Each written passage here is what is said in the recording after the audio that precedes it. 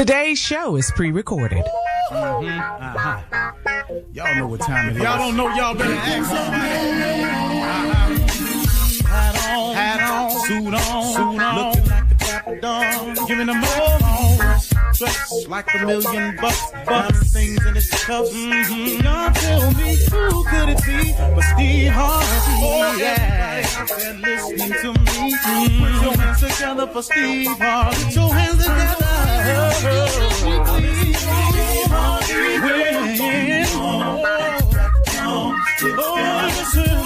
Harvey. Why don't you join? Yeah. Steve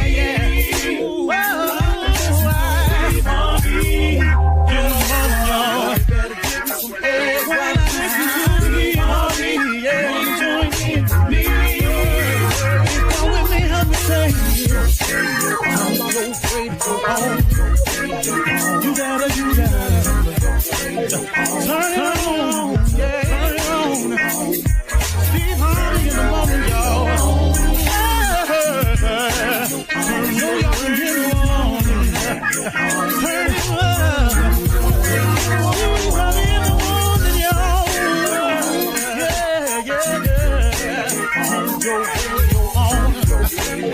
You gotta turn your radio on.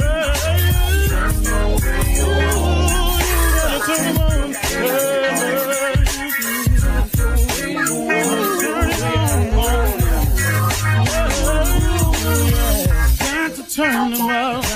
Steve Harvey got to turn them out. Steve Harvey turn them on to the morning, y'all.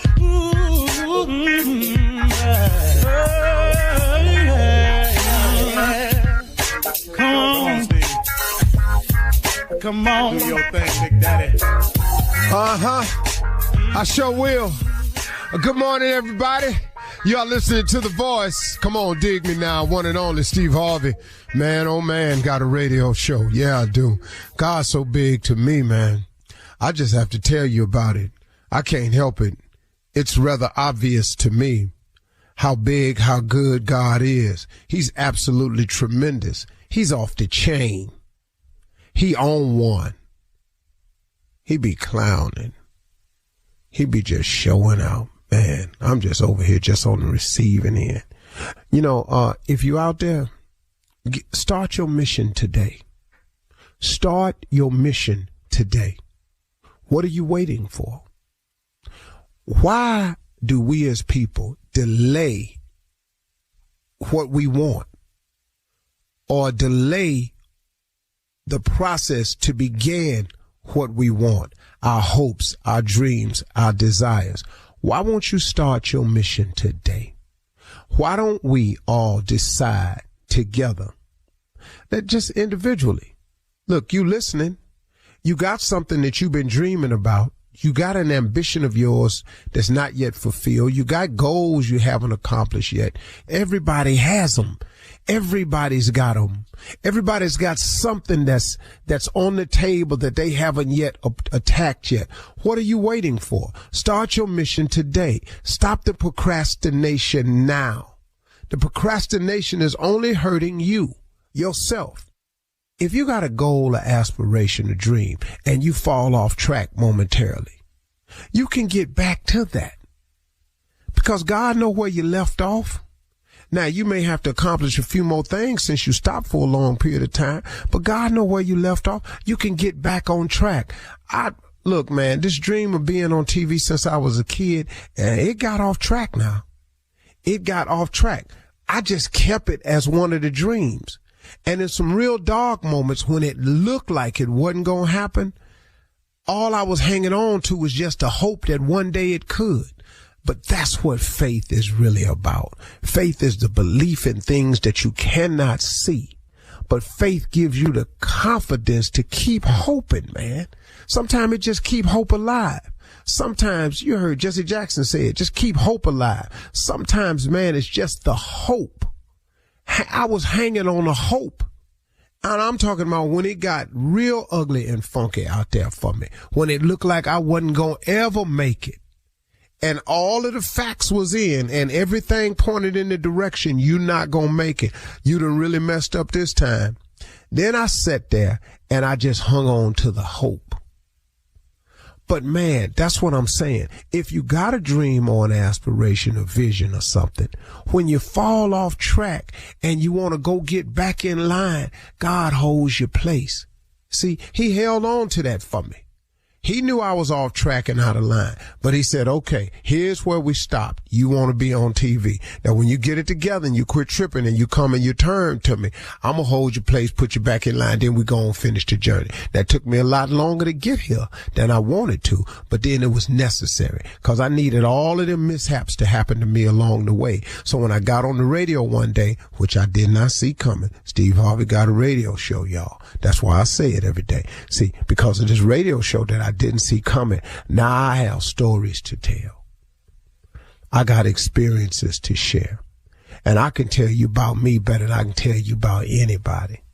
And I done been through enough where it's relatable, where enough people can go, man, that happened to me. Appreciate you saying that. That's what it was for. See, I get it now. See, at the time, though, I didn't like what was happening to me.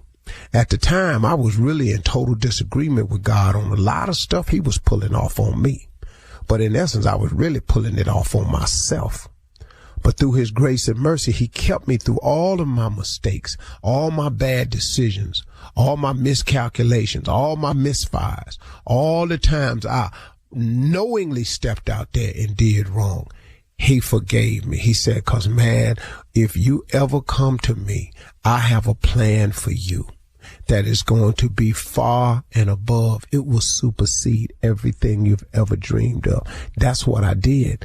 I just got sick of me, good and sick of me. And I turned it over to God. And then God started working. And here I am today. Now, is he through with me yet? Nope. Have I arrived yet? Nope. But guess what? The journey is cool.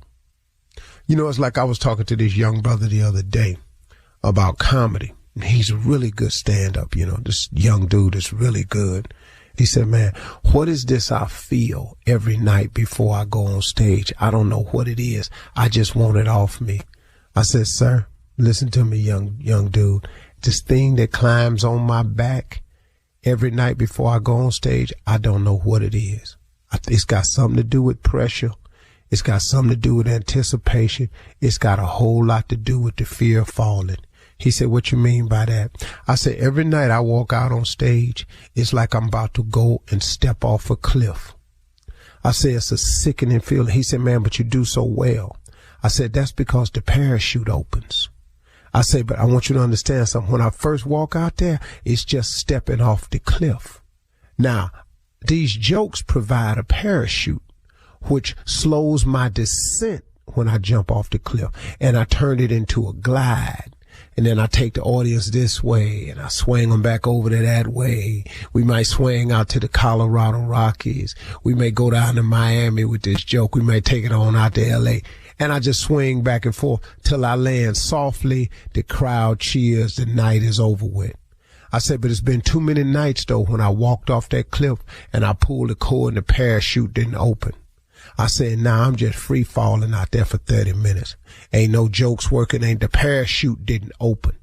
I said, so see, that's what it's like for me.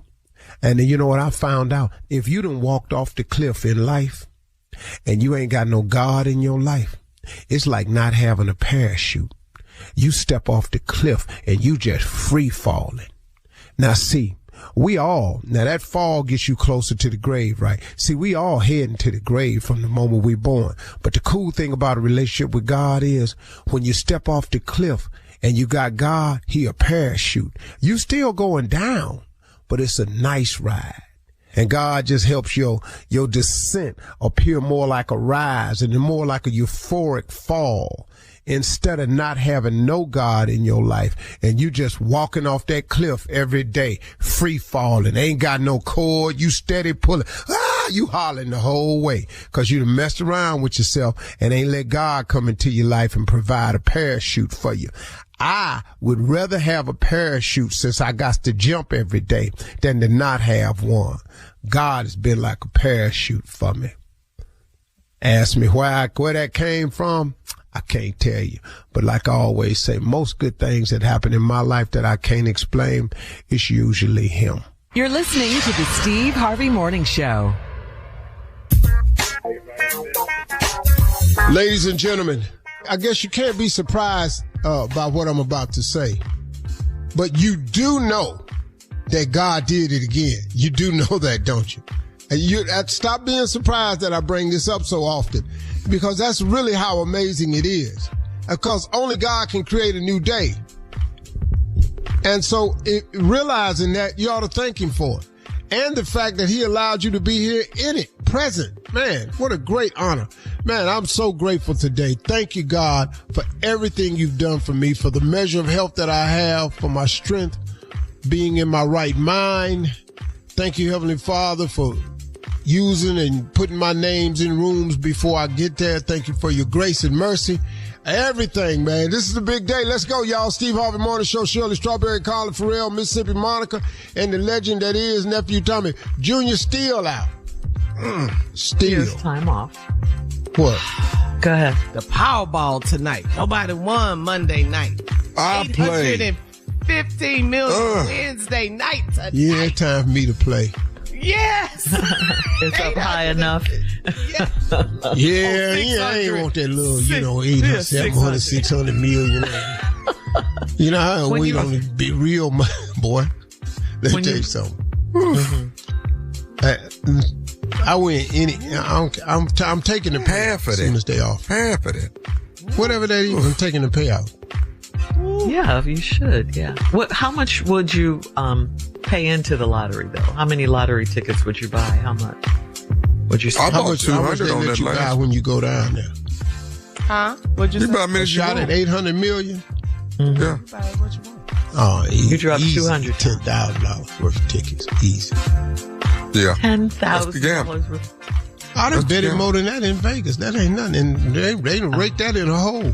They spun the ball. It didn't go in. They raked that whole 10 in that hole. They had no problem doing it. Yeah. At least let me watch some numbers pop up. Wow, let me take my little $5 and go sit down. It is not. Now, the most I ever bought at one time was 200. I bought 200 tickets, and the man didn't want to sell them to me. At a little country station coming through Florida. Why would you want to take that opportunity from other people? Bro, was you out of tickets? What? Yeah. Just print some more. You got to roll them. What? I ain't taking no opportunity for nobody. So a little young black girl worked there and came out and said, "You don't know who this is, do you?" Now, it just ain't right. A man come in here and spend $200 worth of tickets. She says, "But Mr. Whatever, he can buy him tickets as he wants." I don't think it's right. Well, that's why yours is on that side of the counter and I'm over here with this $200. So now, can you please hand me them 200 tickets? Because this low budget thinking you doing is the reason why we having an argument right now. Why is 200 too much? Exactly. I ain't said nothing to you about that $3 hot dog y'all got up on that wall over there. I ain't said Right. thing about that. That's right. Oh, boy. Get you some numbers. Let's go. All right. Yeah. Hopefully one of us will win. Coming up at 32 minutes after the hour, we'll hear from the nephew as he runs that prank back right after this. You're listening to the Steve Harvey Morning Show. If you're a homeowner, you know it took years of saving, planning, and hard work to get in the door. Then make that house a home. Now, all that effort has built something hugely valuable. Equity is the portion of your home you truly own that can be tapped to fund what's next. And Rocket Mortgage is here to help you turn your home's equity into cash. Fund your next dream with Rocket Mortgage. Visit rocketmortgage.com today to find out more. Rocket Mortgage, LLC, licensed in 50 states. NMLSconsumeraccess.org, number 3030. It is time now for the nephew to run that prank back. What you got for us, Neff? This right here is Buttman, Shirley. This is Buttman. Yes. I know it's kind of early. But this is Buttman. Okay. We got to find out who been putting their butt on the copy machine and making copies of their butt in the office. Okay. Just Yeah. Well, just tell me what do you want? It's me. Okay. It's me. I got it for you. What you want, a sermon? I ain't got no sermon for you. I ain't got none of that. I got stupid. So let's go, cat dog. Hello? Hey, I'm trying to reach Vaughn, please. This is Vaughn. Who is this? Vaughn, this is Darius. Darius with Human Resources. How are you? I'm doing fine. Can I help you? Yeah, listen, we have an incident that has taken place at the job. You actually, what floor are you on, Vaughn? I'm on floor 12. Floor 12. All right. So, do you use the copy machine that often on that floor? Not all the time, but I do use it every once in a while. Okay. Every once in a while. So here's what's going on. There's going to be some actions being taken place here pretty soon, some legal actions, and we're just clearing everybody. You know, this is just a proper procedure that we're having to go through. So let me just kind of enlighten you on what's taking place. Someone on the 12th floor has copied their butt on a piece of paper in the copy machine. So someone actually sat up on the Xerox machine and copied their butt. Why someone would do that, I have no earthly idea.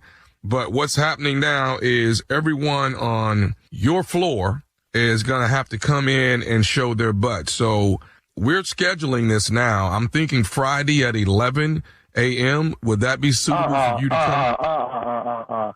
Y'all talking about y'all want me to come up there and show my because somebody, I'm a grown man. Okay, I'm a grown man. I ain't do that. Okay, you know what? I believe you. I believe you wholeheartedly, Vaughn. But just to clear your name, we have to, I hate to say it, clear your butt as well. So we want to make sure, we're going to find out whose butt this is on the piece of paper that did this. We're going to find out. You're going to find out whose cheeks those are, and you're going to find out real quick they're not mine. All right, I'm not doing that, man. I'm not going to come in. You said Friday? You're doing this on Friday at 11. Not coming out my day off so I can pull my pants down, let some strangers look at my cheeks, talking about somebody copied. I'm not doing that. I don't want this to take a turn, Vaughn, because right now this is, if you're saying you're not coming in, then other actions will be taking place if you don't come in and follow the procedure that everybody's saying. Everybody else that I'm calling, they have to come in. How many people work on that floor? There's at least 80 plus people on that floor. You talking about trying to have 80 plus people come in, drive all the way to work, so some strangers we don't even know can look at our cheeks. And I'm not going to do that. I don't know who did it, but I know they ain't me. Well, somebody Xeroxed their butt on the 12th floor, and we're going to get to the bottom of who did it. And what you're not going to do, Vaughn, is tell me you're not coming in. What you're not going to do you like your job here with this company? Okay, what you're not going to do is act like you're going to fire me because I'm not going to show y'all my sweet goodies just because you from HR. You got me fooled if you actually expect me to think that everybody that works on this floor is over here like, oh, yeah, sure, I'll let some strangers look at my crack. You must be playing. No, sir, not with me. Okay. Well, let me ask you this. Do you have a coworker named Andre? Andre, yes. Okay. Andre says he knows you. Now, I'm just going to put it out here. Andre is stating that it could have possibly been you. Really? Andre got the nerve to say it could have been me? Man, Andre. Why did he try to single me out? Like I even use that damn copier. I don't around there playing games. I'm a grown man. He must be out of his mind thinking he gonna say I did it. All I know is he stated that you were a possibility. That's what he stated. He said I was a possibility. That's dumb. He ain't have absolutely no reason to think. I don't even use that copier, man. I use that thing like once every 2-3 weeks. Okay. Everybody on that floor. Okay. So out of once every 2-3 weeks, is there a possibility maybe you propped your butt up there and copied it? Not at all. Y'all ain't even told me when this happened. I probably wasn't even working when the booty cheeks got scammed. You must be out your mind. You can waste everybody else's time trying to bring everyone in to get a free strip show, but you're not going to do that to me. This has to be unethical and illegal on so many levels. You're trying to come in and say everybody on the entire floor has to come show their cheeks? Man, you must be kidding me. What's your name? Whole time you trying to call me saying this is HR. What's your name? Because when I'm Darius out of Human Resources. I told you that when I first called you. Darius, when I do come into work, you the first I want to see. Let me ask you this, Vaughn. Do you know Leslie? Leslie, I know that better not even say my name. So you do know Leslie? Yes, I know Leslie. She works there with me. So you trying to tell me that Leslie said this too? Do you want to know what Leslie said? Yes, I would like to know what Leslie said. So when I cuss her out, I get it right. Okay. Leslie told me to tell you that this is nephew Tommy from the Steve Harvey Morning Show, and you just got pranked by your coworker, Leslie and Andre. Oh, man. Leslie and Andre got me to prank phone call you, man. Dude, I was pissed. Yeah, your uncle is right, bro. Somebody is gonna whoop your ass. And I bet it's this year. All right, Vaughn. Tell me this, man. What is the baddest, and I mean the baddest, radio show in the land? The Steve Harvey Morning Show. Somebody is definitely gonna whoop your ass. And there you have it. All right? But, man. All right. Coming up next, it is Ask the CLO. Our Chief Love Officer, Steve Harvey, in the building right after this. You're listening to the Steve Harvey Morning Show. If you're a homeowner, you know it took years of saving, planning, and hard work to get in the door. Then make that house a home. Now, all that effort has built something hugely valuable. Equity. It's the portion of your home you truly own that can be tapped to fund what's next. And Rocket Mortgage is here to help you turn your home's equity into cash. Fund your next dream with Rocket Mortgage. Visit rocketmortgage.com today to find out more. Rocket Mortgage, LLC, licensed in 50 states. NMLSconsumeraccess.org, number 3030. Coming up at the top of the hour, our special guest is a comedy legend. He's an actor and a good friend of the show. He's family. I'm talking about the one and only Mr. Bill Bellamy. He and Tommy will be performing this weekend at the Boutwell in Birmingham, and we'll find out what else he's been up to. You don't want to miss our good friend Bill Bellamy at the top of the hour, but right now it is time to ask the CLO, our Chief Love Officer, Steve Harvey. This is from Farah in Queens, CLO. Farah writes, my mom and my boyfriend talk on the phone all the time. I found out he's been complaining to her, and she tells me how frustrated he gets with me. I don't like my mom being in the mix. How do I break up my mom and my boyfriend's relationship? You might not be able to.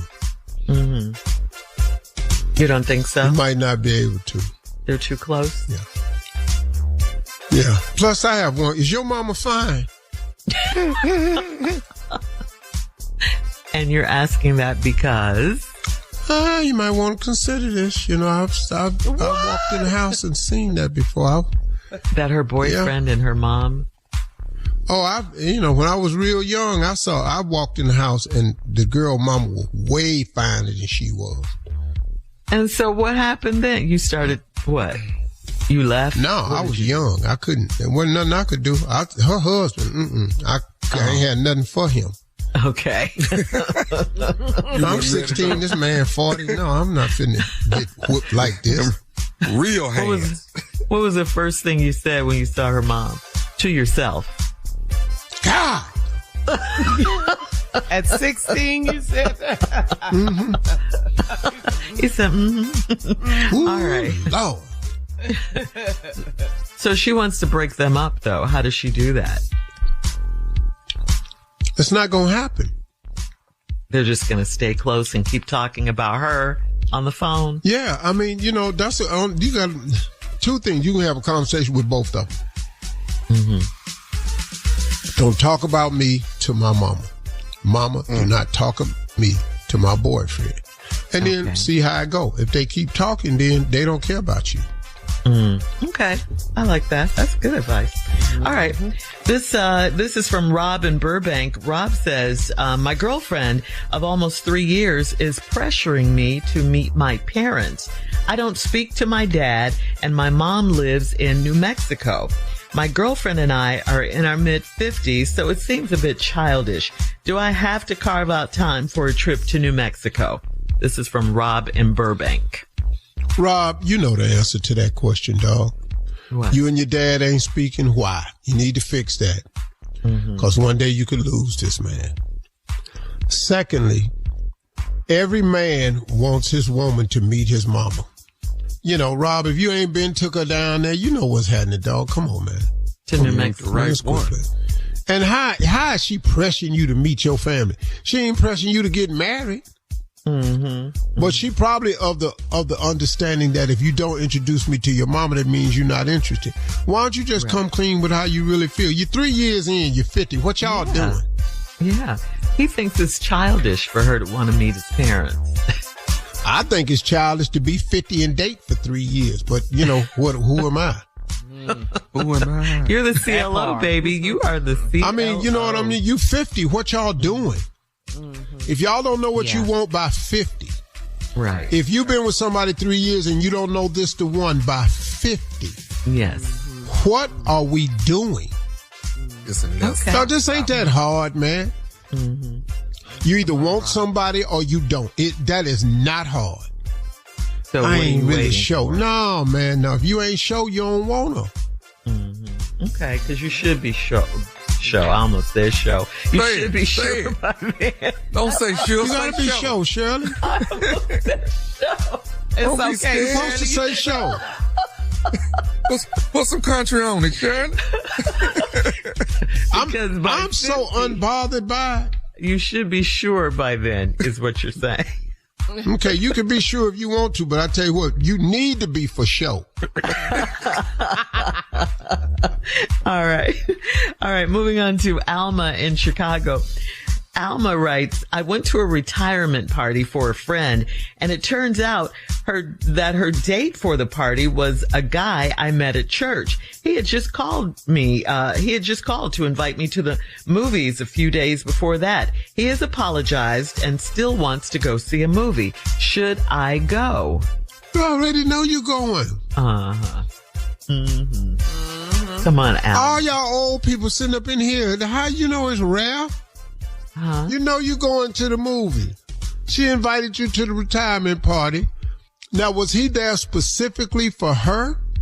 Well, she just went to a retirement party for a friend. It turns out that her date for the party was a guy that she met at church. The girl that was retiring, her date was a guy that she met at, the other lady met at church. Exactly. Playboy. Church busy. But he went to her retirement party, but he had just called the other woman a few days ago to ask her to the movies. Oh, okay. Well, he go out a lot, you know. Player. He's booked and busy. Yeah. Yeah, when the last time somebody asked you to go to a movie? I know. It's been a long time. You know they old. You gotta be old to go to the movies. Wow. When last time somebody asked somebody, hey, you want to go to a movie? They don't know. Kids don't do that no more. They watch it on Netflix and stuff like that. No, they go. Stream 'em. They go up there and hang out. No, They go up there and hang out. They go to the movies. Well, Tommy, you talking about like your son Jordan? Yeah, he's 14. They more in the game room area at the movie theater. Right. That's No, where they- we talking about these old people at this retirement party. Yes. They really is going to the movie, not hanging out. They done drove down there, sitting up there, got popcorn. fell They asleep got the in there. chairs. They got the chairs, so you can bring the blankets. That so you can recline, lay uh-huh. all the way back. You can order the food, and they. Yeah. You don't want to hear. Yeah. So she's going to the movies. Okay. Kalila, this is the last one, Steve, in Lakeland, writes that my husband and I had an argument and he left the house and doesn't answer his phone for hours. He didn't answer his phone for hours. He said he didn't want to talk to me. To get back at him, I have ignored him for 4 days. He's very mad. How can he dish it out, but he can't take it? Well, 2 hours, 4 days. Come on now. She said 4 hours. Yeah. Because he didn't want to talk. Shirley, you just said 4 days. You wasn't paying attention to what I said. I heard you said 2 hours, 4 days. Yeah, I was just saying that don't make no sense. Why he can't dish it out? He only didn't talk to you for 2 hours. Now you ain't talked to this man for 4 days. That ain't even fair. Oh, we fair when we're arguing? Y'all don't do fair. Say 2 hours. She I said don't 4 argue hours. How you gonna win? All right. Thank you, CLO. All right. Coming up at the top of the hour, our special guest will be the one and only Bill Bellamy right after this. You're listening to the Steve Harvey Morning Show. All right, y'all. We got a special guest this morning. One of the legends. One of the real legends out here in the comedy world. He's an actor. He been doing stand-up for at least 3 decades, still performing in front of sold-out audiences. This weekend, him and nephew Tommy is going to be at the Botwell in Birmingham. And he's going to tell us about that and everything else he got going on. But let's get to it. Ladies and gentlemen, my dog. When I first did Def Jam, he was on the show. Ladies and gentlemen, the one, the only, that Bill Bellamy. Yes, sir. Morning, Bill. I made it. Boy, I'm going to tell you, Steve, you should introduce me everywhere I go. Boy, I feel so good about myself. Boy, I tell you. As you should. Okay, Bill, before we get into this interview, I got to ask you one thing. Because you done made me want to go. I saw you on Instagram. You went to Buc-ee's. See? Let me tell you something. Is Buc-ee's everything, Bill? Bill, we've been telling him.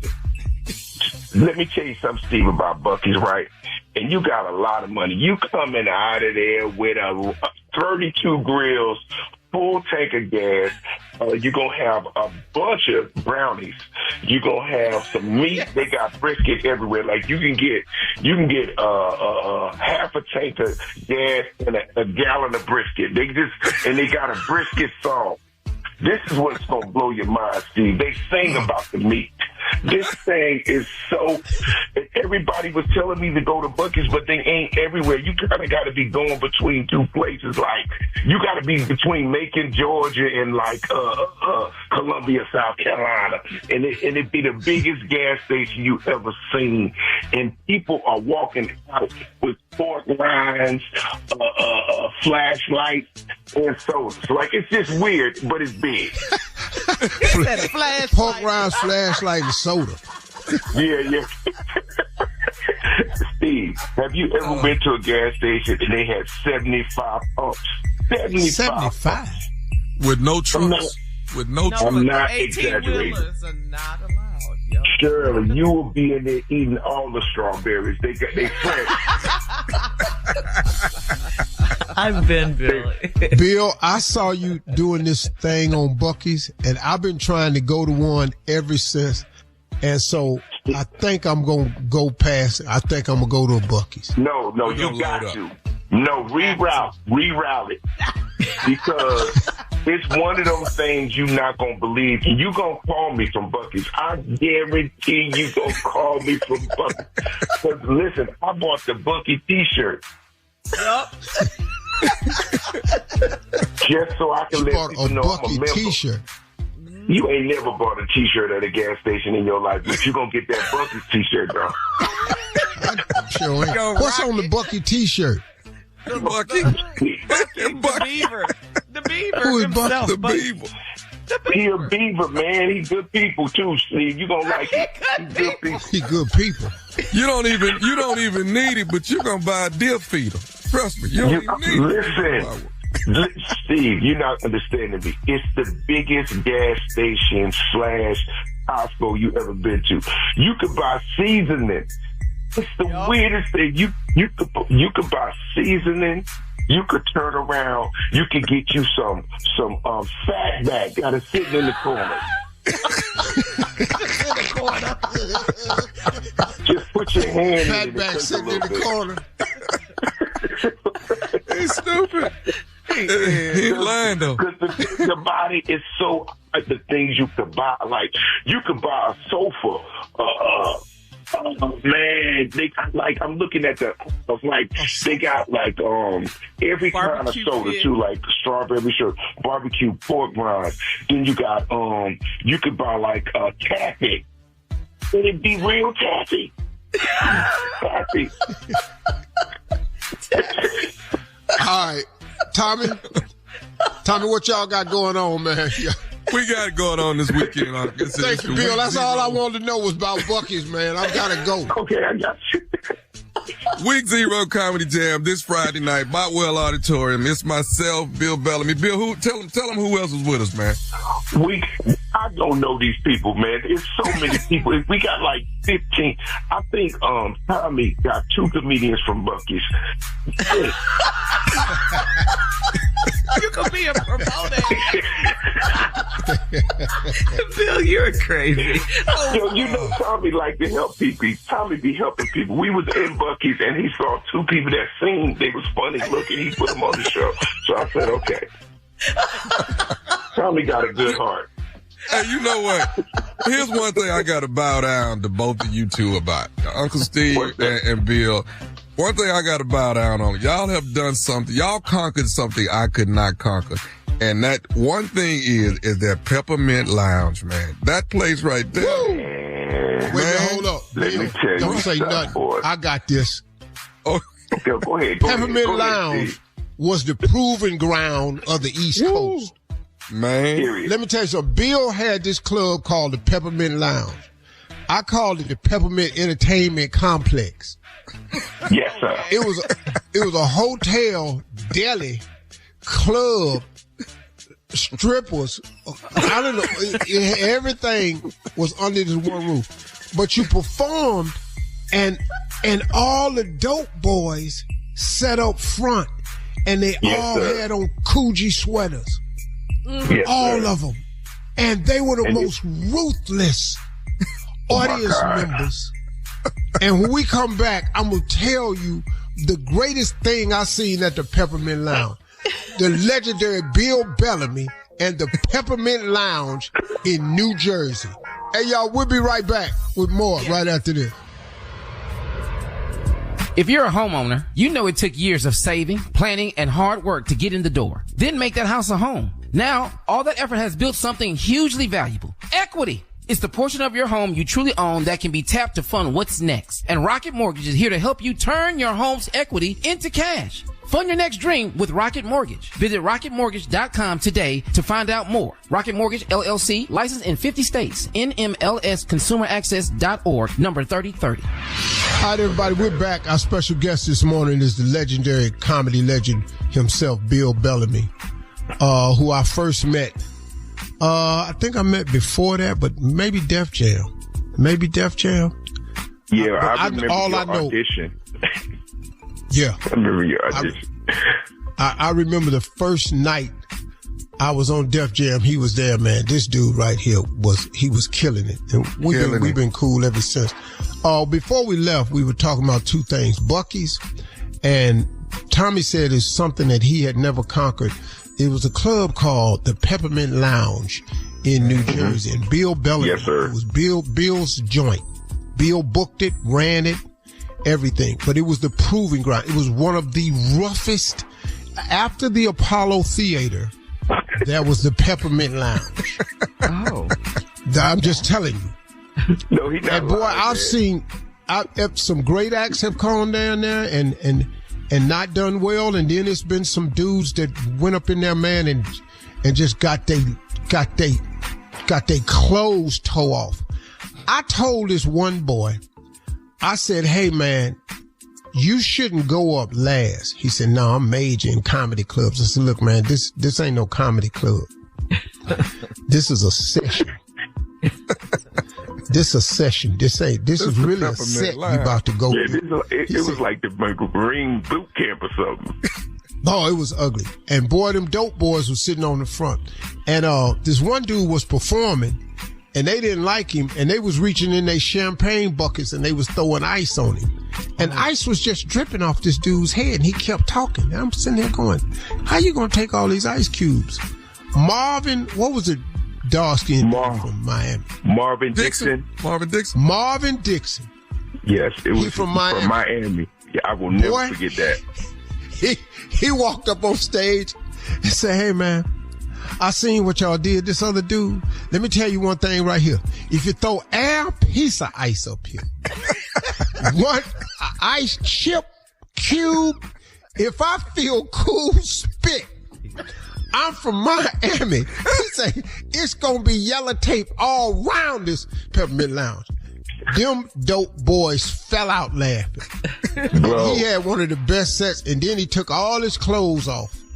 All his clothes off. He had a red thong on. He weighed 87 pounds. I'll never forget. That's Marvin Dixon. That's all he had on was a jockey strap.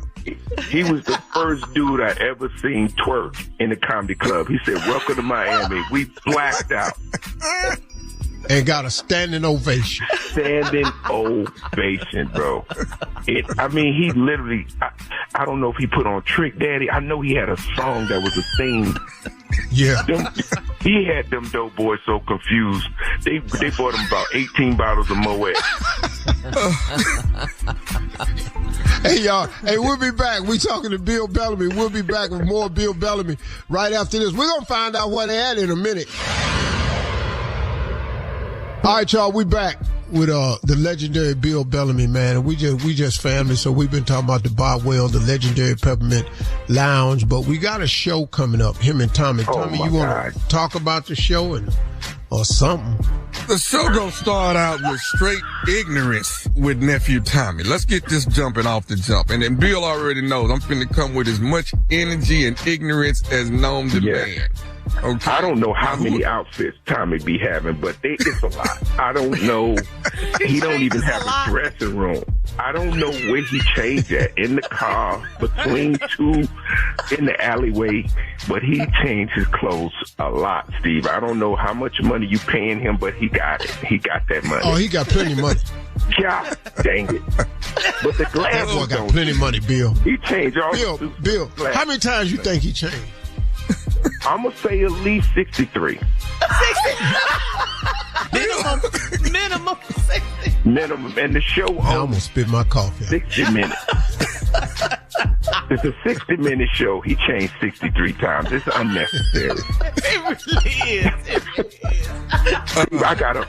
Before I know we're going to be at the Botwell on Friday, but I got to ask you a question, because you know comedians, we think of funny stuff. And I'm going to ask you this question.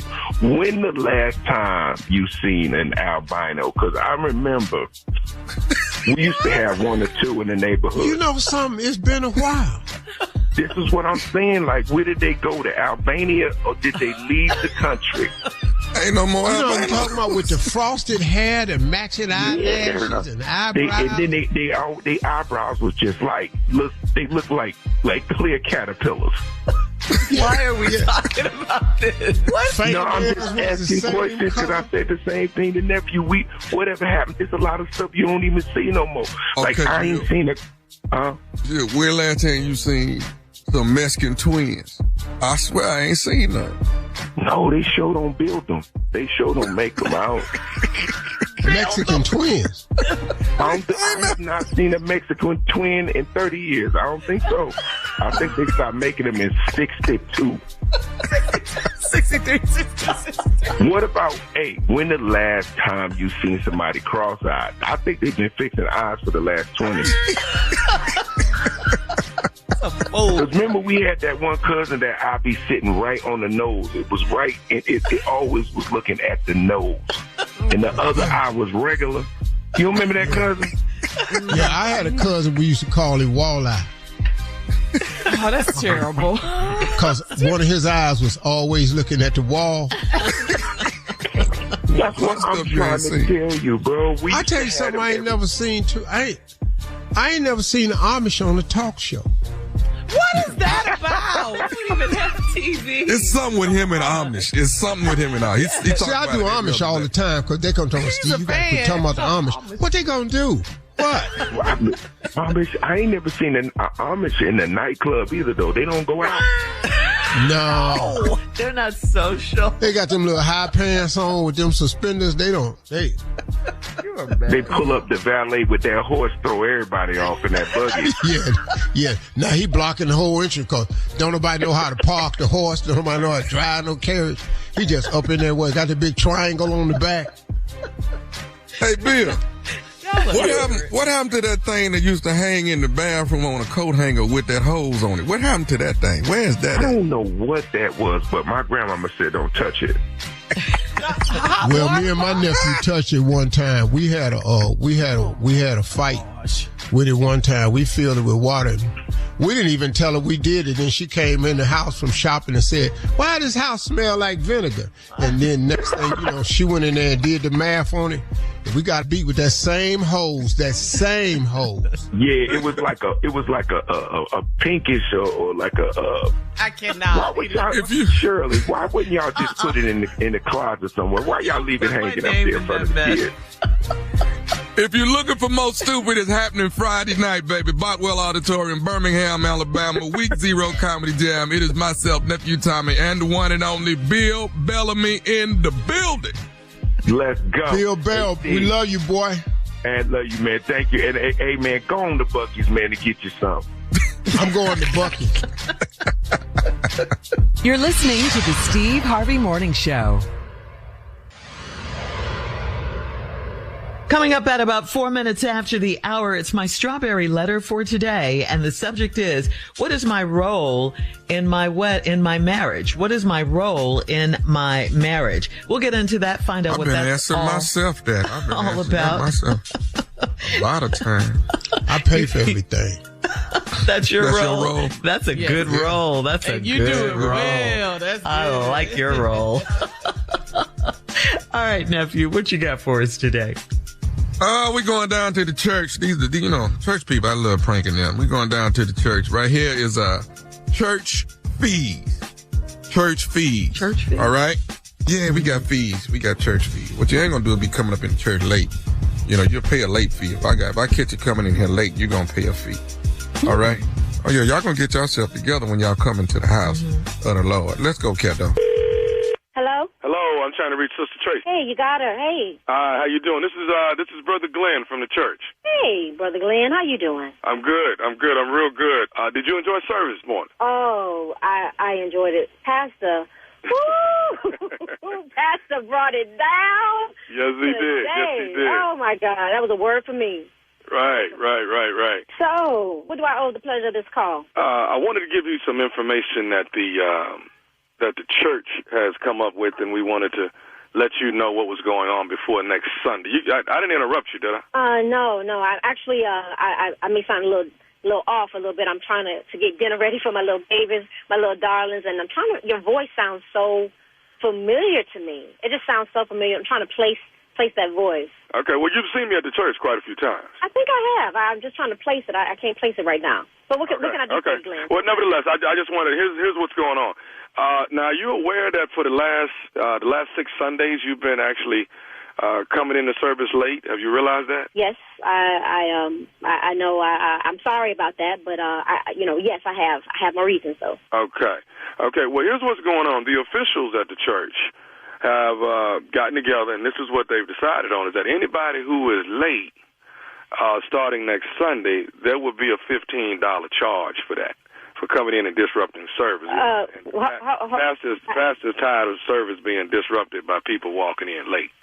That could not come at a worse time. I don't have $15 to give.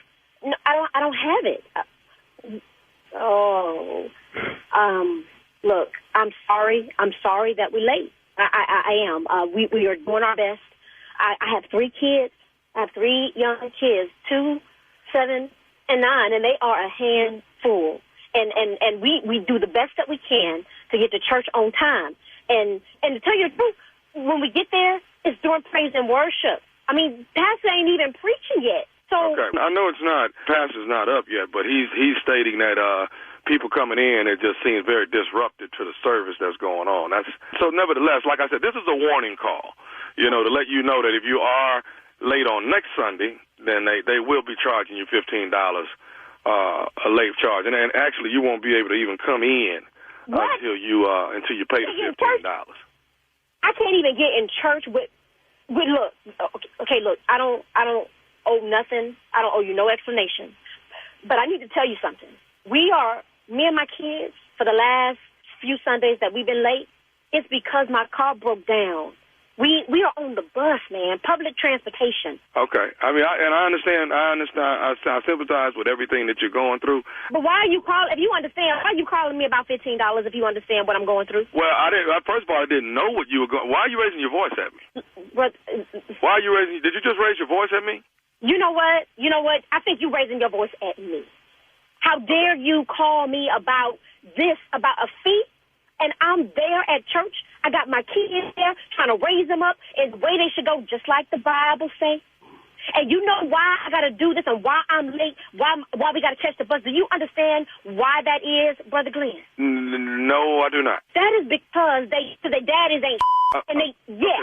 So, Tracy, you got to calm down a little bit now. Oh, Jesus, help me, Jesus, help me, Jesus. Okay, listen, here's the deal. All I can do is tell you this. I hope you can make it. Maybe you can catch an earlier bus. You know what I mean? And get there a little earlier. But I'm just stating the facts that as of next Sunday, if you come in late, it's $15 late fee, and that's what you'll pay in order to get in the service. You know what? Well, maybe next Sunday I just won't be there. How about that? You know, I'm already working 6 days a week. The only day I have off is Sunday.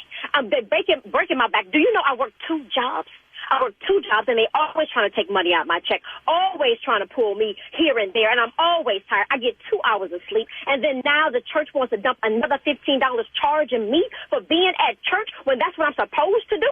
But you're coming in late, though, Sister Tracy. You know what? Late ain't bad, okay? I might be delayed, but I ain't denied, and I'm getting there the best way that I know how. We're on the bus. I have to put my kids on the school bus. And not only do I have to put them on the school bus, then I have to get on the bus to get myself to work because I don't have a car because their daddies ain't doing nothing for them. Do you understand what I'm saying to you? I need to Daddy number 1, guess what? He ain't. Daddy number 2, he in jail, been there about 5 years. He ain't. And daddy number 3, he decided to go ahead and walk out. I ain't heard from that trifling in about 7 months. Now, he know we struggling. He had the nerve to take my wallet, too. You don't even understand what I'm going through. You don't even understand that I'm trying to make a better life for me and my children. There is one more thing, Sister Tracy, that the church wants you to know before next Sunday, that you definitely need to know. And what one more thing does the church want me to know besides $15?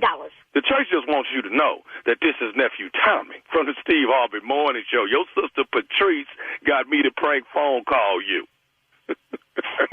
I am going to whoop her. I'm going to whoop her.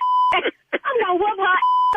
You know I ain't got time for that. You know I ain't got time for that. Oh, Patrice. Uh-huh. Yeah, girl, your sister got you. You all right? Oh, I got something for her. How about that? She told me, she said, my sister's car broke down. She said she got these kids. She over there struggling. She trying to make it. But you got to give her a hard time. She wanted you to put a smile on your face. Well, she did. Well, one thing settled, I'm going to have to say she did. Okay. You all right? Wow. Now that I know y'all were joking, and now I know this is Nephew Tommy. Hey, I got to ask you something, baby. What's the baddest, and I mean the baddest, radio show in the land? The Steve Harvey Morning Show, baby. There we go, folks. It's that nephew. Mm-hmm. It's that ignorant. It's that stupid. It's that nephew. All right? And you just heard earlier who is more ignorant. Bill Bellamy and the nephew will be August 29th, Friday night, Botwell Auditorium, Birmingham, Alabama. It is week 0 Comedy Jam. It is week 0. Of course, they got the big football games. Valdosta State against Clark, Atlanta. University, West Alabama against Fort Valley. And that's all going down Saturday night. But on Friday night is where the stupidity starts. And that's where you want to start. You want to start with stupidity, straight ignorance. That's how you start a Labor Day weekend. All right? Yeah, all minds clear? And end with that. Yes. Yes. Yes. Yes. And it's not 60-some outfits. It's like 4 or 5, you know. That was a little exaggeration. I didn't know you changed that many times, though. I never did that. Never did. You know, I got that from Patti LaBelle. She do that a lot. Yeah. Stars. Make stars do that. You know what I'm saying? That's how you do it. Oh, you got that from Patti LaBelle. Okay. Yeah. Only right. You knew you'd have done it. You understand what I'm saying? And we moving across this country. That's Friday night. I'm sorry. Oh my God. If you're not in the city of Birmingham, then you'll catch me on Ready to Love. I'll be there on the OWN network. Okay.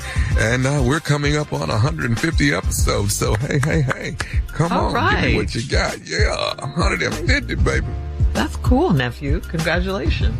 Yeah, he got 10,000. I got one. But don't worry about me though, dog. Please right. don't. Do you? Don't. Right. Yeah. You know, I tell people all the time, it's hard to catch somebody still running, though. Coming up next, it is my strawberry letter for today, and the subject is, what is my role in my marriage? We'll get into that right after this. Get into the Hyundai Getaway Sales Event and get away with the deal so right it almost feels wrong. Right now, get huge savings on our popular models, including our adventure-ready SUVs like the Hyundai Santa Fe, or go all-electric with America's most awarded EV lineup like the Ioniq 5 or Ioniq 6. Get down to your local Hyundai dealer and get away with a great deal only during the Hyundai Getaway Sale Event. Visit HyundaiUSA.com for details. You're listening to the Steve Harvey Morning Show. It is time now for today's strawberry letter. And if you need advice on relationships, work, sex, parenting, and more, please submit your strawberry letter to steveharveyfm.com and click submit strawberry letter. We could be reading your letter live on the air, just like we're going to read this one right here, right now. And you never know, it could be yours. It could be yours. Buckle up and hold on tight. We got it for you. Here it is. Strawberry letter. All right, Tommy, thank you. Subject, what's my role in my marriage? What's my role in my marriage? Dear Steve and Shirley, I'm married to a man that doesn't do his own laundry, rake his own plate into the sink, or do any chores in our home. He said he makes the money and provides a decent living for our children, and I'm supposed to have sex with him and do my duty as the wife and mother. He is only 32, so he's getting this from his daddy, who's been divorced twice. He told me that if he can't be a king in his household, he will have to go where he's celebrated. I have told him several times to go ahead and see if the grass is greener on the other side. But he won't do it. I refuse to be treated like a handmaid at home. The only time he treats me like an equal is when it counts. He brags to his friends that I'm so smart and I'm a great wife and I'm raising our daughters to be polite and kind. Then, as soon as we're alone, he's telling me to go get ready for bed and wait for him before I fall asleep because he is in the mood for intimacy. He never does the appetizer part first anymore. He skips right to the entree and then takes a shower. If I try to take a shower with him like we used to, he will say that he won't be in there long.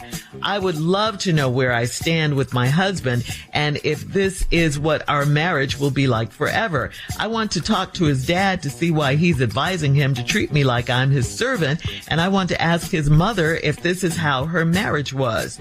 My husband said I have no right to speak to his parents if he is not present. Am I part of this marriage, or am I a smart maid and nanny that he enjoys having sex with? What is my role with him?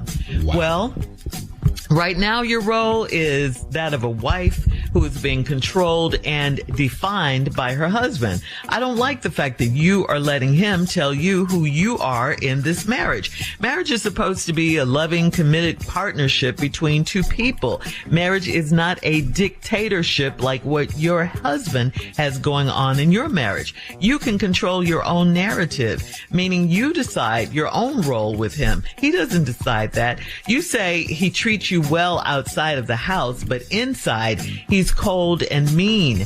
You've told him many times to go ahead and see if the grass is greener on the other side. Go ahead. But he won't do it. And why do you think that is? Because he knows better. He knows that it isn't.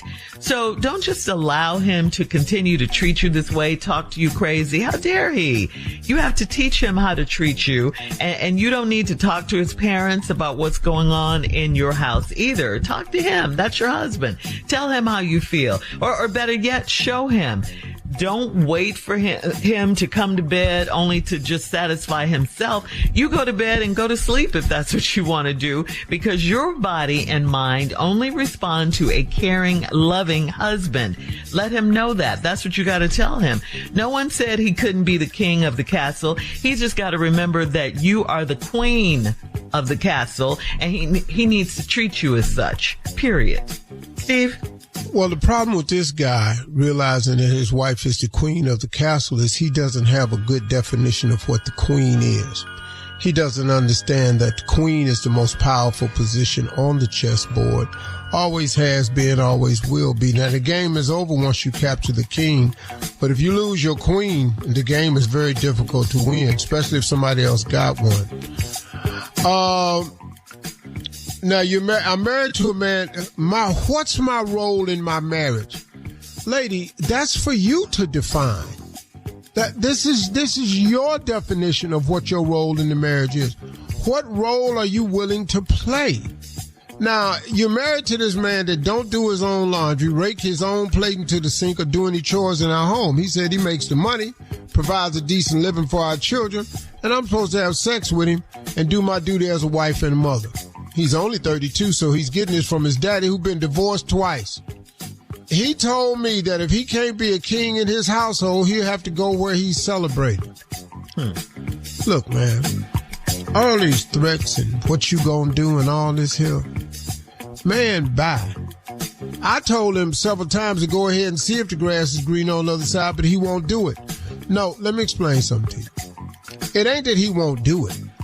He done tried it probably. But what the deal is he not going to find nobody that's going to take in with this 1952 marriage agreement. 1952. This ain't My Three Sons or Leave It to Beaver. This ain't what this is. This ain't black and white TV no more. You don't get to talk to women like this, man. You don't get to tell a woman that go in there and get ready for bread till I come in there. What? If you getting this from your stupid daddy that's been divorced twice, don't you know that's where you're headed? I refuse to be treated like a handmaid at home. Then you say the only time he treats you is equal is when it counts. That's a double conundrum, or what you call it. That's a oxymoron. I don't know what they call it. This don't make no sense now. The only time he treats me like an equal is when it counts. What? Getting treated right counts all the time. But you think it's count when he bragged to his friends that I'm smart and a great wife and kind and polite. And then when he's alone, he's telling me to go get ready for bed and wait for him before I fall asleep because he in the mood for intimacy. Man, girl, I'm tired. Hang on, Steve. Hang on. We'll have part 2 of your response coming up at 23 minutes after the hour. Today's Strawberry Letter subject, what is my role in my marriage? We'll get back into it right after this. You're listening to the Steve Harvey Morning Show. Get into the Hyundai Getaway Sales Event and get away with the deal so right it almost feels wrong. Right now, get huge savings on our popular models, including our adventure-ready SUVs like the Hyundai Santa Fe, or go all-electric with America's most awarded EV lineup like the Ioniq 5 or Ioniq 6. Get down to your local Hyundai dealer and get away with a great deal only during the Hyundai Getaway Sale Event. Visit HyundaiUSA.com for details. All right, come on, Steve. Let's recap today's Strawberry Letter. The subject is, what is my role in my marriage? A wife wants. That's the question, and that we can't answer that. You're supposed to determine that. You've married this guy that don't do no household chores at all. Told you that that's the way it worked because he make all the money. He take care of his wife, his kids. And all you need to do is your wifely duties. And you're supposed to have sex with him when he want to. And he'll tell you, you know, go in there and get ready for bed and before I fall asleep. And I'm coming there because I want to be intimate. Well, what are you... Then here's a line that stood out for me in the whole letter. The only time he treats me like an equal is when it counts. Lady, it counts all the time. But you think when he gets in front of his friends and he brags on you, talk about how smart you are and how good of a wife and how you're raising your daughters and all that. And then after that, as soon as we're alone, he telling me to go get ready for bed and wait for him before I fall asleep because he in the mood for intimacy. Who married to this? Where you find her? What did you say? Get in there and get ready for bed till I come in there. What? He never does the appetizer part first anymore. He skips right to the entree and then takes a shower. If I try to take a shower with him like we used to, he'll say he won't be in that long. And I would love to know where I stand with my husband. You don't stand nowhere with him. He done told you. You don't stand. You get in there and lay in that bed, wait till I come in there. I don't do no chores. You do all this cleaning, mopping, wiping. Take care of these kids. I'm the king of this castle. I want to know where I stand with my husband. If this is what our marriage will be like forever. Yeah, unless you change it. You're getting what you're going to get. And if you keep doing what you've been doing, you're going to keep getting what you've been getting. The change is up to you. I want to talk to his dad to see why he's advising me to treat me like this.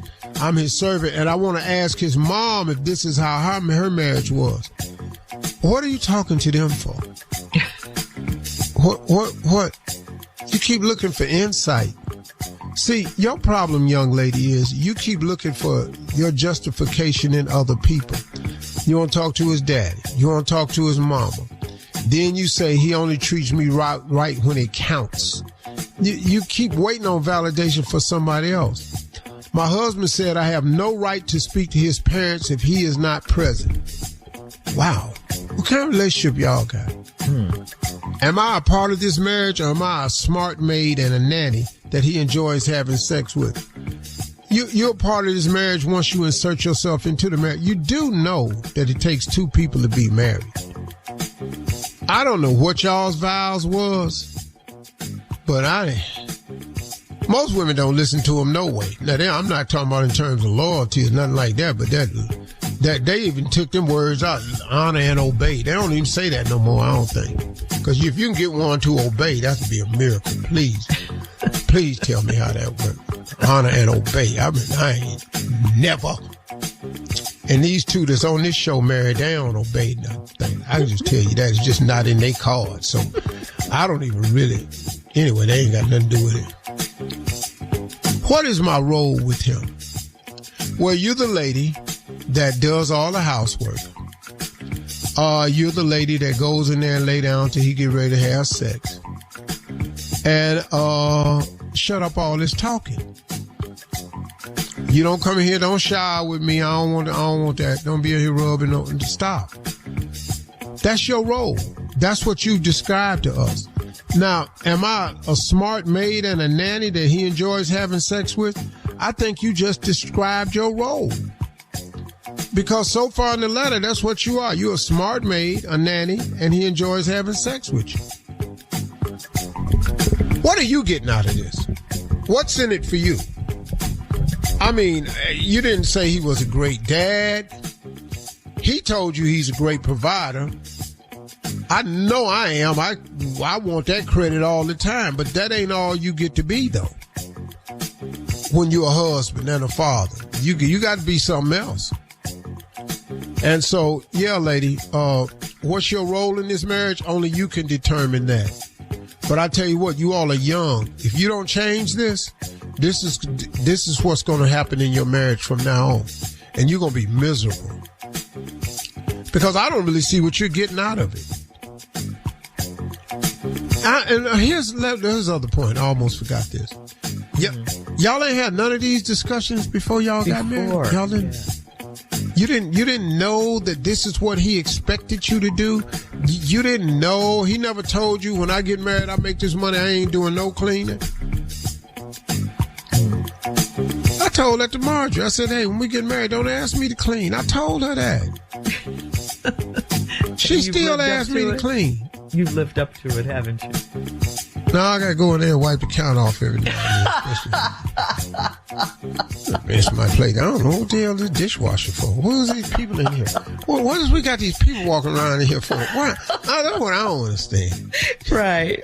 All right, Steve. Please stop telling me what I need to do when clearly these people are in here.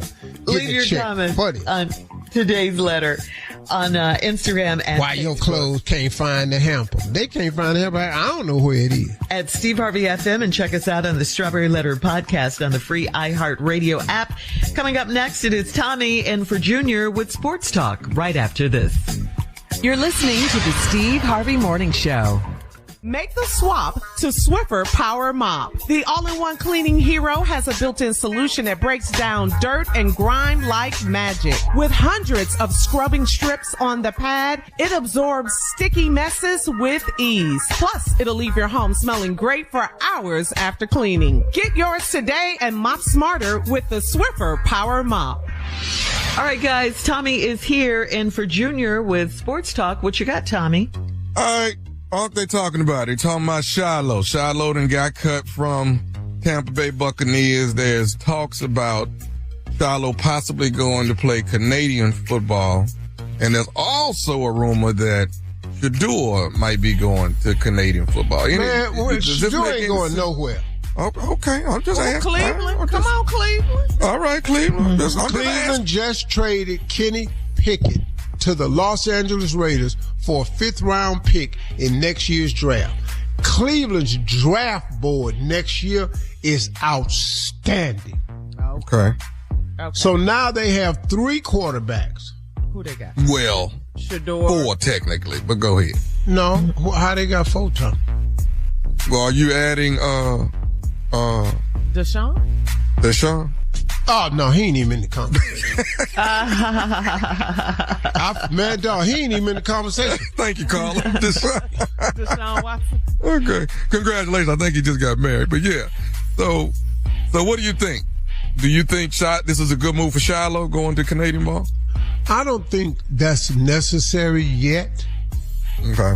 He's a decent cornerback, man. He played pretty good throughout the preseason. He did pretty decent.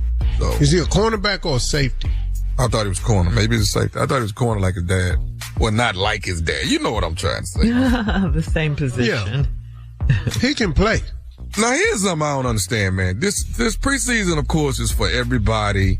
You know, you got rookies coming in. You either gonna make the team or not make the team. But at least you get to see your main quarterback come do a couple series, march the field. That's normal.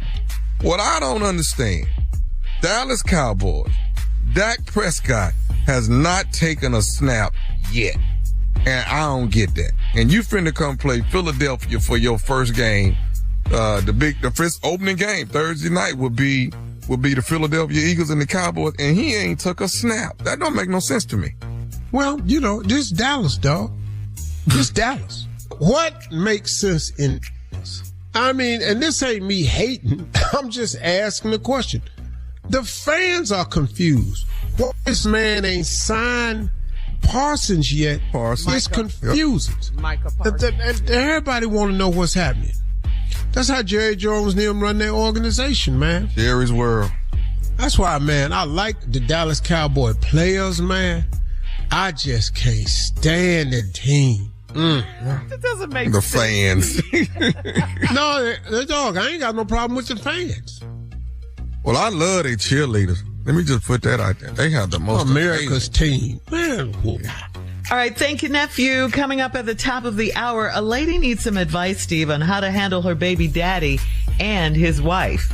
Okay, we'll get into that. God. Right after this. You're listening to the Steve Harvey Morning Show. All right, Steve, this is from Precious in Memphis. Precious says, I had a baby in March and my child's dad has been to see the baby once. He called and asked if he could come and get our child to introduce the baby to his wife. I told him I paused there because I know you needed a moment. I told him if my baby goes to meet his wife, then I should go meet her too. He said that his wife doesn't want to meet me. Should I keep my baby away until I meet his wife? That is her question. That's from Precious. Well, it's your baby. Mm-hmm. He done been to see her once. Mm-hmm. I don't think he's in a position for demands. If you say, look, you can come get the baby, but I want to meet your wife. You got to know who got your kids. That's right. Now, his wife don't want to meet her, then you can't meet the baby. What the hell? This woman had the baby. She got dibs. The mother got dibs. Sorry. Mm-hmm. Okay. Yeah. Mm-hmm. Wow. Mm-hmm. Yeah, she had the baby in March. The mother. Yeah. Bro, you done been to see her one time. Now you want to pick the baby up and take so your wife can meet her. Well, I want to meet your wife. She don't want to meet you. Okay, well, cool. Okay. She don't want to meet me. She ain't finna meet my baby. Period. Right. That baby 7 months Ain't nobody finna play that game. Okay. All right. So she should keep the baby until she meets the wife. Absolutely. It's a simple request. Yeah. It was stupid of him to ask that. He's stupid. No, you got a wife and a baby mama. Baby for your wife? All right. We have time for another one, Steve. This is from Cynthia in Studio City. Cynthia says, I pay my teenage son to help me out by picking up his little brother from school this year and keeping him until I get home from work. I found out that he's been smoking weed out back and leaving my son inside unattended. I told him that if he can't be as sharp as he needs to be when he's under the influence of drugs. He says he's better when he smokes. He's 19 years old and weed is legal here. So what do I do? Do I stop paying him if he's going to be high? Well, I mean, you paying him to watch. Is your son okay? I mean, he's not smoking in front of how old is the boy that he's watching? Mm-hmm. Yeah, and I mean, if he's outside smoking weed, you know, and he think he can, the reason he watching better when he high is because he ain't watching it. Explain that, please. He out back smoking weed. I can watch him better from out back. See how that sound? Mm-hmm. Crazy. Mm-hmm. Yeah. And she's concerned about the younger brother, the little brother in the house by himself, just leaving him in the house he's unattended. A toddler then. Yeah. He got to be a toddler. He's young. Well, he's not a baby. I don't know, Shirley. I don't know. Should you stop paying him? If he's going to be high, she says, yeah. But he told his mom that he's better when he smokes. We didn't get paid to watch our siblings. You just had to watch your sibling. But I mean, this is a nice gesture from the mom. Toddler. He's in school, so he probably he's not school. Yeah. He's not a toddler, probably. That's daycare. I can't imagine wrapping my lips up to tell my mama I'm better when I'm high. Let's go there. Let's go there. Right. 19. He's 19. Yeah, next question, Shirley. I can't. All right, that's it. That's it, Steve. Him? Yeah. No, he said he's better when he smokes.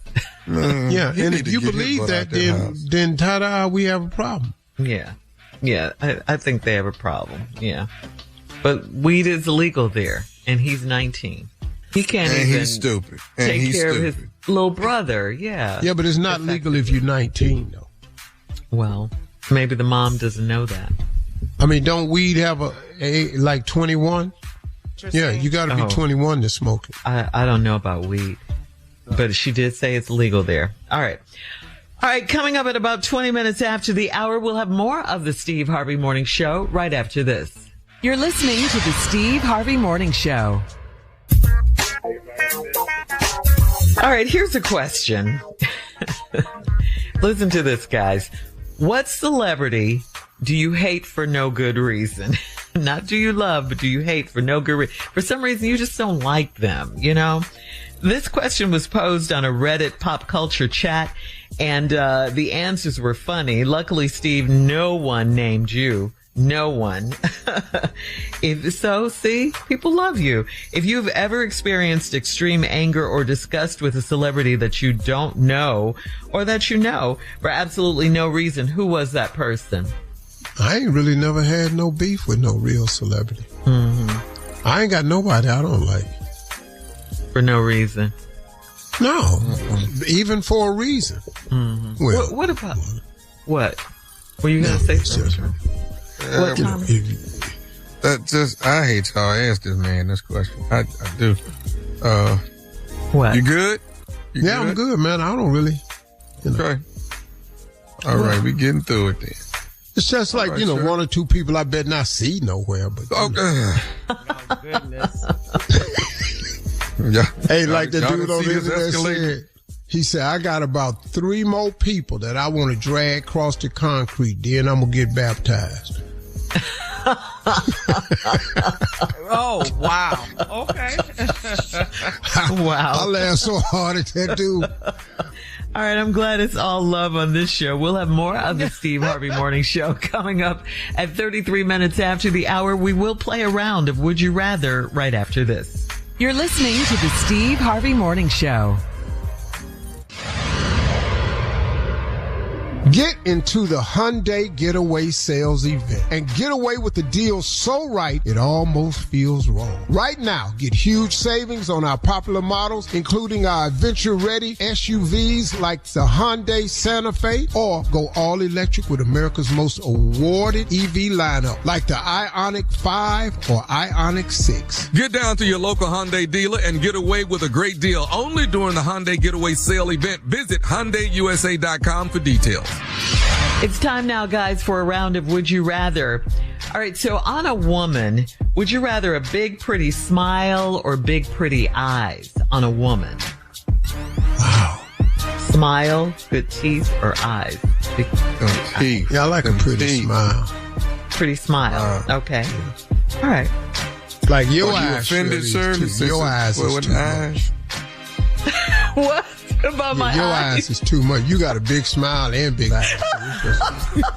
You just overkill. Nice. Here come a bug. Ah! It's like your nose and your lips. I get it.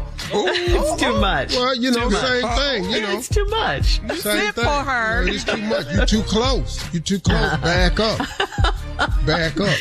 Don't scare the kids now. Don't scare the kids. All right. Would you rather run in a street race barefoot, or would you rather dangle your feet in a lake? Dangle my feet in the lake. Wait, what are the choices? What is it? Yeah, why would I run barefoot in the street street in a race? Well, this is what it is. Would you rather? I'm going to dangle my feet in the lake or the ocean or the river, anything. I'm going to dangle. Don't make it hard. What are we running barefoot for? Yeah. I'm a good dangler. I'm going to dangle. You're a good dangler. Yeah, we know. Would you rather have one account with your spouse or just live without a debit card? One bank account? Yeah, just one account with your spouse. Probably a joint account. Yeah. I just got to keep going down there to the bank and getting me some cash. Hey, Mr. Miles. You got a debit card. Okay, explain. You mean a debit card like to go to an ATM machine? Yeah, make purchases. Make purchases. I haven't been to an ATM machine since.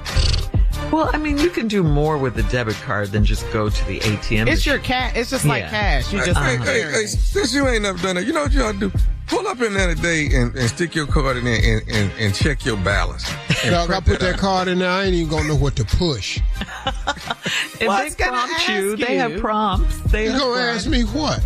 Credit got the code, sir. Yeah. Okay, suppose I say credit or debit. Then they gonna ask me for some numbers. What's your personal identification number? Your PIN? What is that? If you press credit, you don't need a PIN. If you press debit, you need a PIN number to make the purchase. What is the PIN for though? Why would I do that? So they'll know it's you, and no one.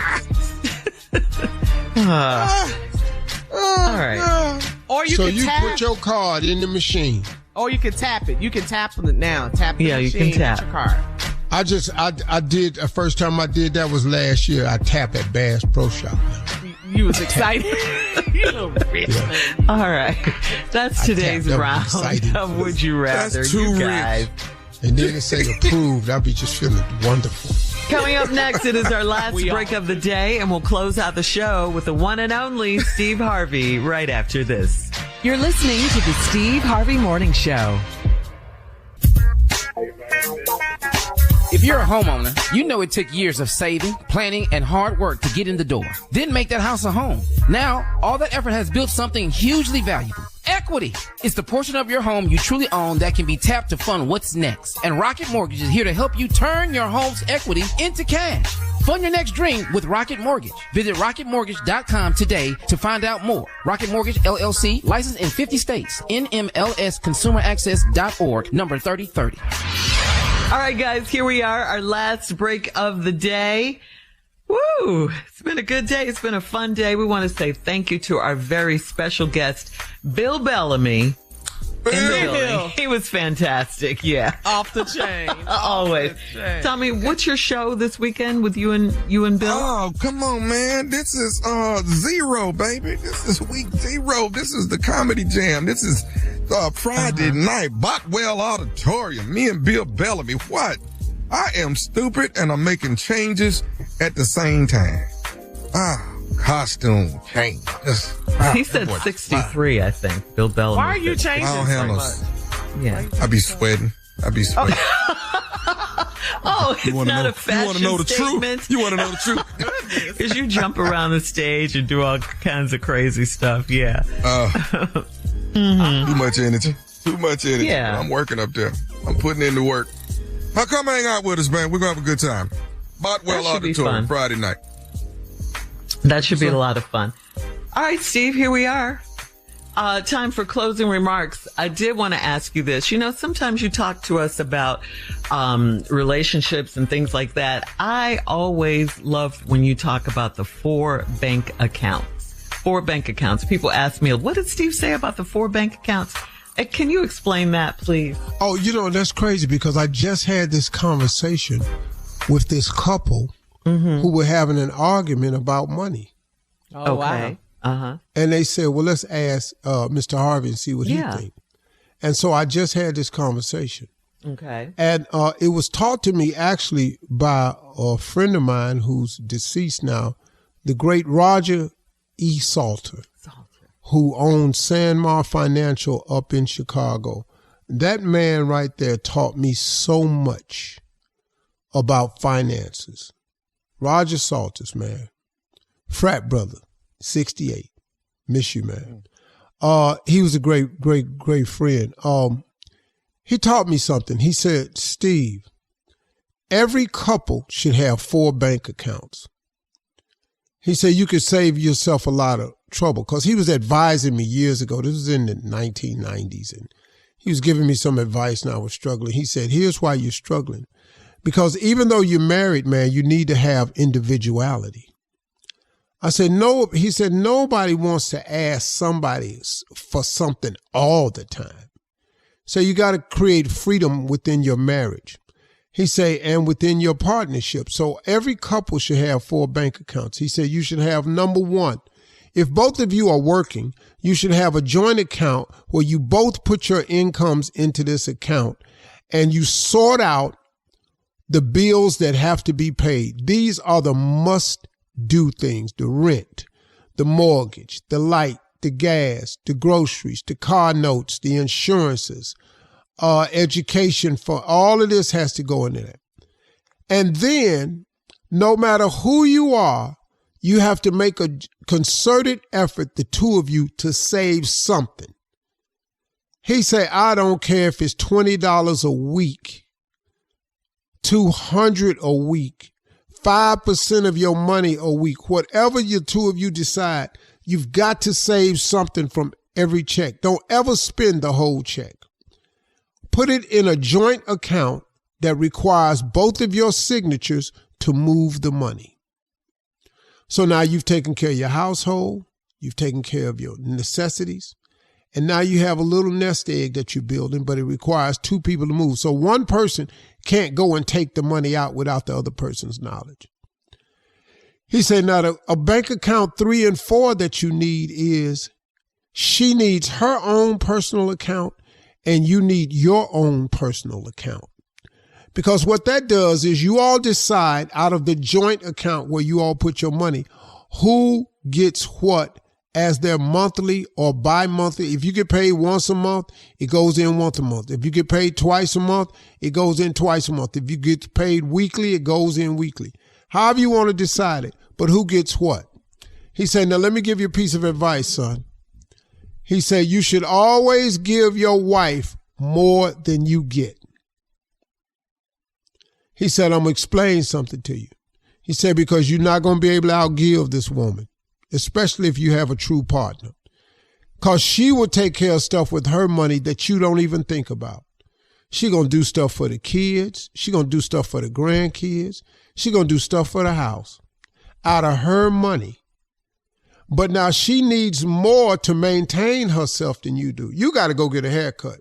She got to get her hair done. She got to buy makeup. She got to do manicures, pedicures. She got to do spa treatments to keep it up. She got to buy skincare products. All you got is some lotion at the house. He says, so give your wife more than you get. Now, in her account, she does not have to ask your permission for anything. If she want to spend it on barrettes, she get to buy bags of barrettes. She want to spend it on skincare products, you can't say nothing. You, on the other hand, sir, you get your own money. She can't say nothing if you buying cigars, tequila, if you buying golf clubs, whatever you buy, she can't say anything. You want to loan your partner $100, that's on you. She want to give her family members $100, that's on her. And it keeps a level of independence while you're married and freedom, and allows the one person not to be beholden to the other person. It'll cut down on a lot of financial arguments. It'll ensure that you all have taken care of your basics, and it'll ensure that you all are building for the future with some type of savings. 4 bank accounts per couple is a must-have. Greatest advice I've ever had. Those are my closing remarks today. Hey, listen, everybody, please don't forget, talk to God today. He would absolutely love to hear from you.